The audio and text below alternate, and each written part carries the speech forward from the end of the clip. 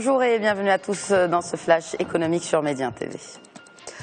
Le Maroc offre une oasis de calme en Afrique du Nord. Ce sont là les mots d'un cadre supérieur au sein du fonds Kuwait Investment Authority. Il a ajouté que partout dans les 6 pays du Conseil de coopération du Golfe, le CCG, il existe une croyance objective que le Maroc est désormais une puissance économique unique au Maghreb, tournée vers l'Afrique. Ces propos ont été relayés par un site spécialisé, le Gulf Bankers, qui a par ailleurs considéré que l'intérêt des pays du CCG n'est pas le fruit du hasard, notamment grâce aux partenariats stratégiques en Afrique, les opportunités d'investissement avec les investisseurs du Golfe. Sans transition, dès le 1er octobre prochain, les règles changent pour les entreprises marocaines importatrices de produits pétroliers. Le ministère de l'Énergie vient de soumettre une circulaire dans ce sens. Ainsi, toutes les compagnies vont devoir déposer leur demande d'agrément avant le délai fixé. Elles devront également justifier les capacités de réception, même celles en location, le tout en précisant le port de réception et le type de produit importé. Selon Banque El Maghreb, le Marocain préfère déposer son argent en banque plutôt que de l'investir en bourse ou de le placer en assurance vie. L'an dernier, les ménages marocains ont ainsi confié 616 milliards de dirhams aux différentes institutions bancaires du Royaume, contre seulement 49 milliards en placements boursiers. Le chiffre des dépôts bancaires est en constante progression comparé aux années précédentes. La note de la Banque centrale précise aussi que l'essentiel des dépôts ne sont pas rémunérés mais à vue. Enfin, notez que les comptes épargne ne représentent que 23% de l'ensemble des dépôts. On passe à présent à l'actualité régionale et ses nouveaux chiffres décevants pour l'économie tunisienne. La croissance du pays a une nouvelle fois marqué le pas au deuxième trimestre, à peine 2% contre 2,8% l'année dernière.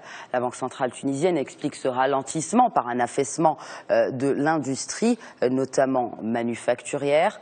L'agriculture et le tourisme, en revanche, ont pu inverser leur courbe et reprendre un peu de couleur. Pour l'investissement, les chiffres sont timides. Et pour tenter de rebooster les IDE, une conférence d'investisseurs est prévue le 8 septembre prochain dans le pays.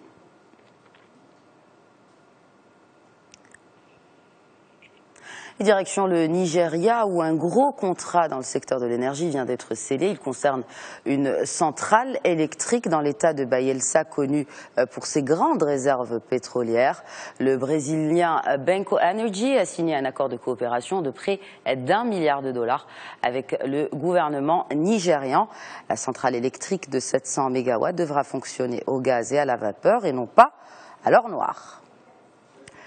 Les échanges commerciaux entre le continent africain et les pays du BRICS devraient atteindre 500 milliards de dollars à l'horizon 2015. Selon un diplomate indien au Cameroun, le train est haussier et la tendance devrait se confirmer pour les années à venir.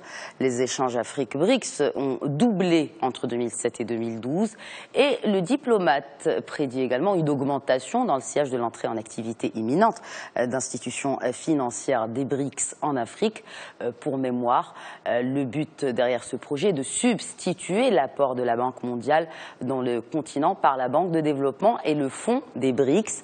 La capitalisation de cette nouvelle banque a été fixée à court terme à 10 milliards de dollars en liquidité et elle pourra commencer à prêter et à débloquer des prêts dès 2016.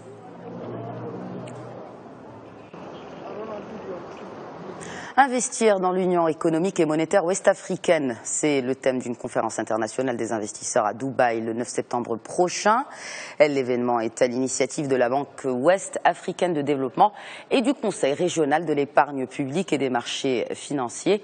Objectif, drainer des fonds pour les programmes d'envergure régionale dans l'industrie et les services notamment.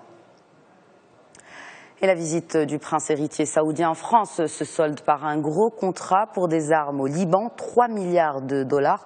Un contrat qui est toujours en voie de finalisation. Il vise à renforcer donc l'armée libanaise en manque de moyens en ces temps d'instabilité dans la région. À part l'armement, le prince Al-Walid bin Talal a été reçu vendredi dernier à l'Élysée. Le Mania a en outre évoqué le développement d'investissements entre la France et l'Arabie saoudite. Et au moment où des agriculteurs allemands demandent à la Commission européenne d'œuvrer pour diversifier les marchés à l'export à l'issue donc de l'embargo russe, le ministre allemand de l'Agriculture déclare, je cite, « Le dédommagement suggère qu'on paye quelque chose pour chaque pomme non livrée à la Russie. Ce sera le cas, mais pas en totalité. » La déclaration vient comme un cheveu sur la soupe au moment où les professionnels du secteur se mobilisent pour trouver une issue à cette crise. Le ministre allemand a par ailleurs appelé ses compatriotes à consommer 5 fruits et légumes par jour.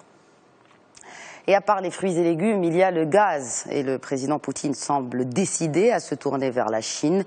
La Russie va en effet exporter pour la première fois son gaz aux géants chinois.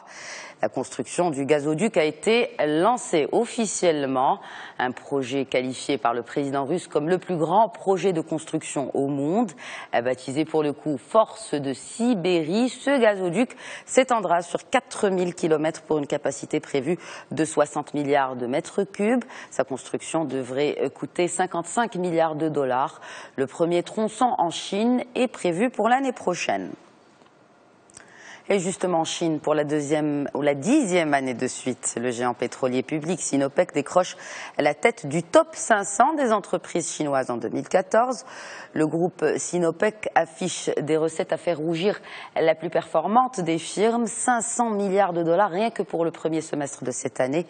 Sinopec est suivi par le plus gros producteur de gaz et de pétrole chinois, Xi'an National Petroleum Corporation. Après le pétrole arrivent les secteurs bancaires, les télécoms et le bâtiment. Les 500 entreprises ont au total versé 35% des recettes fiscales du pays.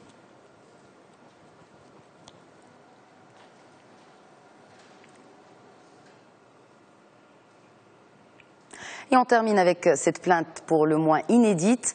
Un étudiant autrichien mobilise des milliers et des dizaines de milliers de plaignants pour attaquer Facebook en justice. Sur les 60 000 demandes de plainte, 25 000 ont été retenues par le tribunal de Vienne.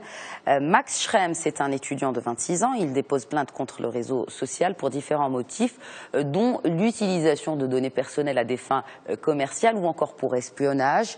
Selon lui, les données personnelles sont le nouveau pétrole. Le militant vient d'ailleurs de publier un ouvrage intitulé « Bats-toi pour tes données ». Voilà donc pour l'essentiel de l'actu économique. Excellente journée à tous.